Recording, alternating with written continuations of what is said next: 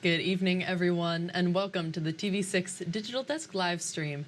My name is Molly Birch, and I'll be taking you through a recap of today's headlines. This stream runs every night starting at 8/7 Central Time from Sunday to Thursday. Feel free to comment and ask any questions you have in the chat as you feel like it, and I'll do my best to answer those questions as we go and after the stream as well.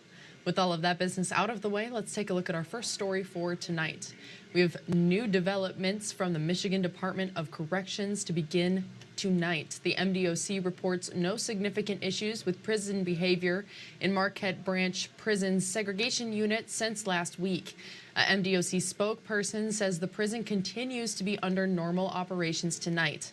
Since Friday, several prisoners were transferred to other facilities because of their behavior. Those prisoners will be issued misconducts. The MDOC adds it will also seek possible criminal prosecution for the inmates who assaulted staff. Sections of the prison went under restrictions last Thursday after some prisoners assaulted staff and set fires in their cells.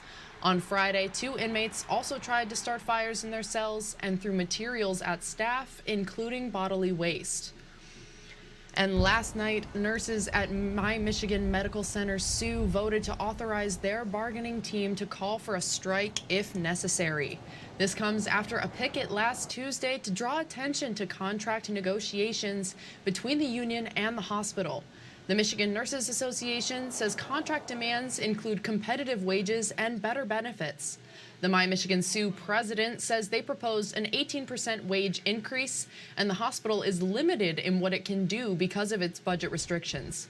But after 12 negotiation sessions, the MNA feels the hospital didn't offer a contract to put its union nurses on par with other hospitals. The MNA says My Michigan Sioux nurses feel surveilled by the hospital while working in union activities like Tuesday's picket. We've contacted My Michigan and requested comment on these claims, but we haven't heard back.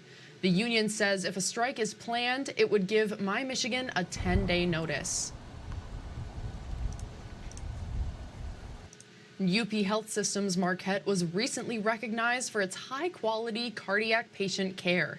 The cardiac cath lab got an accreditation from the American College of Cardiology for diagnostic catheterizations and PCI procedures. Getting accreditation involves treatment plan submission, a thorough observation on site, and final approval from the board of directors. This is the only cardiac cath lab in the UP. Accreditation really benefits both the hospital and patients. We know that accredited hospitals have better outcomes, better quality metrics, better treatment outcomes for heart failure, congestive heart failure. UPHS says accreditation comes from decreased patient stay times, reduced readmissions, and better quality outcomes. Accreditation lasts 3 years. And the Michigan State Police wants to remind drivers to wear their seatbelts.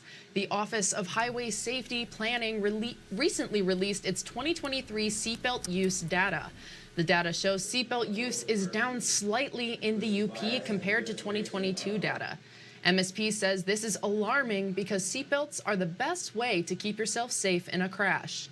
It is the safest thing that you have in your vehicle, and it's the easiest thing that you can do to prevent injury and death, right? So every time you get in your vehicle, that should be the first thing that we're doing is putting on our seatbelts. Again, it's super easy. It makes the commute so much safer when you're wearing that seatbelt. And it is Michigan law that the driver wears a seatbelt. Seatbelt violation tickets start at $65 in Michigan. The Upper Peninsula Animal Welfare Shelter teamed up with a Michigan organization to introduce a new program. UPAWS and the Literacy Legacy Fund of Michigan have started the Read to Your Shelter Pet program. Kids will get to read to the cats and small critters residing at the shelter. The program is open to readers from kindergarten through 8th grade. UPAWS worker says the goal is to get kids reading. Kids are more comfortable with reading, and cats are comfortable with people around them talking, but not necessarily grabbing or making them uncomfortable with too many hands. The program will take place on the third Thursday of every month from 4:30 to 5:15 in the evening at UPAWS. Parents and children are required to complete a UPAWS volunteer application and a waiver of liability. The Ishpeming girls basketball team is exceeding the goals they set at the beginning of the season. TV6's Audrey Stetson shows us how the Ishpeming community is supporting the team on its way to the state semifinals. The Hematites are heading to East Lansing on their next step towards finals. Birchview Elementary students gave the team loud encouragement this morning before they boarded their own personalized tour bus. We went through our school and everybody was giving us high fives and cheering us on, and then we came through Birchview and all the kids were lined up in the hallways. It just feels really good to have the community supporting us like this to send us off. Fourth grader Braden Cockery says he's made it to most of the varsity girls basketball games. He says Birchview students screamed and cheered as the team walked through. We made signs for them. A few of them were crying. I feel like they're nervous but excited at the same time because we haven't been in state for a while. Mannanen says the girls just won their Division IV state quarterfinals against St. Ignace 65-45. I think we all feel really close as a team right now. We really worked hard throughout the season to get to this point. This was our goal. I'm really proud of my team for getting this far. The Hematites will play tomorrow evening at the Breslin Center in East Lansing in a Division IV state semifinal game against Fowler. Audrey Stetson, TV6 News, Ishpeming. Thank you, Audrey. Applications are now available in a Houghton County township to get help from the Let's Rebuild community organization. This year, the group's efforts are centered in Adams Township. The organization was formed to assist seniors, veterans, and people with disabilities. Its volunteer teams paint homes, landscape property, and handle any safety issues with houses. This is the organization's second year in operation, having done projects in Calumet last summer. The ones that have been selected, we would ask that they submit a $100 commitment fee, which is the only cost that they are going to be liable for this entire project. 4 applicants in the township will be selected to receive this assistance by a steering committee. Work will then take place over 2 weekends in August. And finally tonight on the TV6 Digital Desk live stream, it looks like winter outside, but that didn't stop Frosty Treats from opening its doors. The snow didn't stop a group of kids from eating ice cream in the cold either, or from waiting in line. One group of friends said they decided to eat ice cream after school to celebrate birthday. 11 got there and it's early to be Frosty Treats' very first customer of the year, excuse me.